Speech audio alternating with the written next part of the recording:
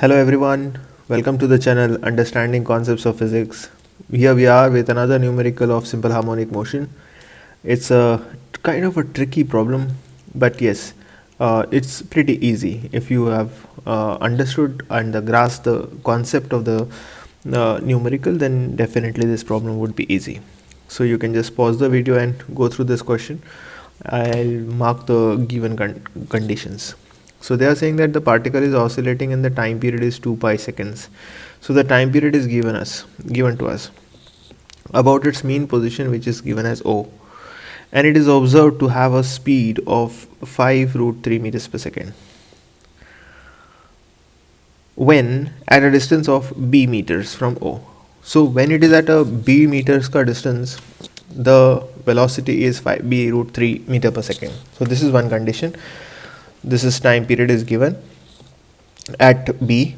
If the particle is moving away from O, find the time. So we are supposed to find out the time at a further distance. Now the most important thing for which the answer is hiding is the further distance b.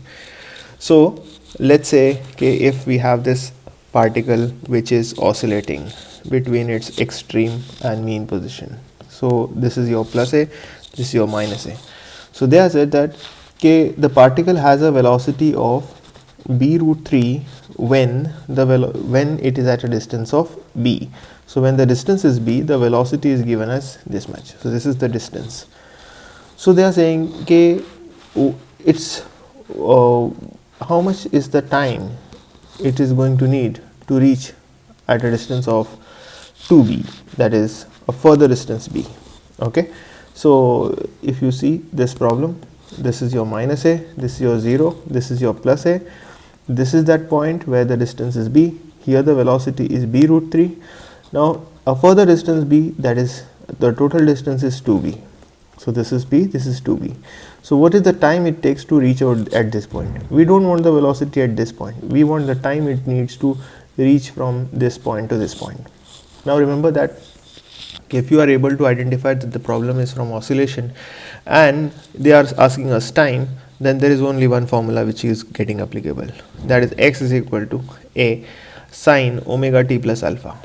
But the thing is that we want to find out time, and the time is always from the mean position. So what we are going to do is, this is your 0, this is your plus a, and this is your minus a.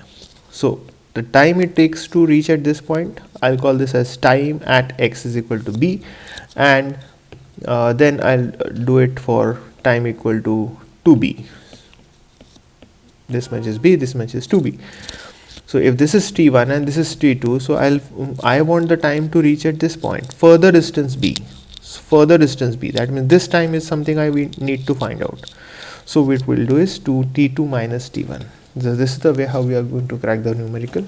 Let's see how it works. But before we go ahead and use that equation of x is equal to a sine omega t plus alpha, this equation, right now we don't know the value of a. So first we'll have to find out the value of a. So we'll use our equation for velocity. The velocity is v is equal to omega root of a square minus x square. They are saying that the velocity is b root 3 when the displacement is b. So if you see, the entire equation is same, only the difference is the velocity is put as b root 3 and x is placed as b, and omega ka basic formula is 2 pi by t because t is given to us. Now putting the value of t as 2 pi because it is given in the question. So if you see, this is the given conditions, and 2 pi will get cancelled in the next step. So 2 pi gets cancelled out. In the next step, what we are going to do is we are going to square on both the sides. So when you square it, you will get b square. So b square, and root 3 ka square is 3. And squaring of this will cancel out the root. So I'll get simply a square minus b square. Now this minus b square comes on the other side. This will become plus b square.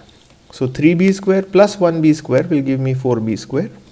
And now I want amplitude, so amplitude would be the root of that. So I'll take this square on the other side and it will become root.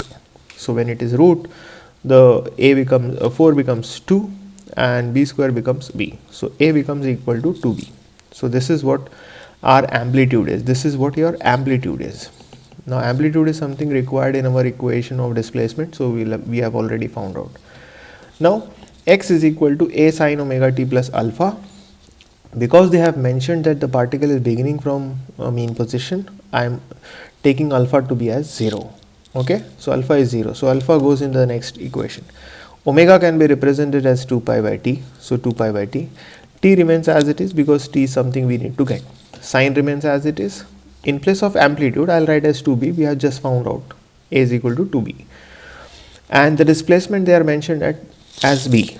So I'm assuming that the displacement is somewhere around b. Then we cancel out b with this 2 which is multiplied over here. It will be divided over on the other side, left hand side, so it will become 1 upon 2. Sine as it is, plus 0 will go off. Time is 2 pi, so this is 2 pi. So 2 pi and 2 pi I'll cancel in the next step. So what remains is half is equal to sine t is equal to half. Now you need to find out okay, what angle of sine will give me half. It is the 30 degrees. It is the pi by 6 radians. So that's why I have written as pi by 6. You can write 30 degrees as well, but remember that time is a quantity which has a unit of second. So you write by pi by 6. Okay. When x, this is of course this is when x is equal to b. Okay. Now I'll find out when x is equal to 2b. So same procedure, x is equal to a sine omega t plus alpha. Same, putting the value of x as 2b as it is, a as 2b, which we have already found out. Omega, in place of omega it is 2 pi by t, and t is given as 2 pi. So I have directly substituted, I have reduced one step over here, and alpha ka value is 0.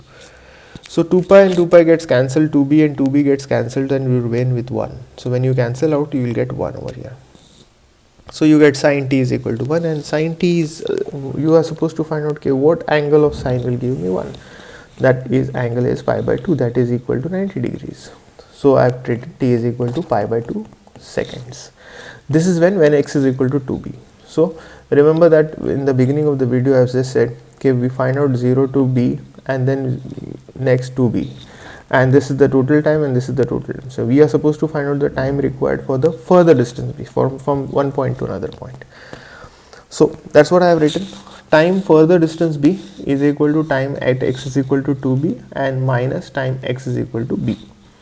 When I subtract this, I'll put the values pi by 2 minus pi by 6, and this is basically like your 90 degrees and this is your 30 degrees. 90 minus 30 is 60, and 60 is nothing but pi by 3, so that's pi by 3. You can take an LCM and solve it out, cross multiplying, and you'll still get pi by 3 seconds. So the time is pi by 3 seconds. Now if you want to find out in the decimal value, then put the value of pi as 3.14 and you just cancel out 3 ones are 3.0s are 3 4s are, and you get that in seconds. So 1.04 seconds, somewhere around you get the answer.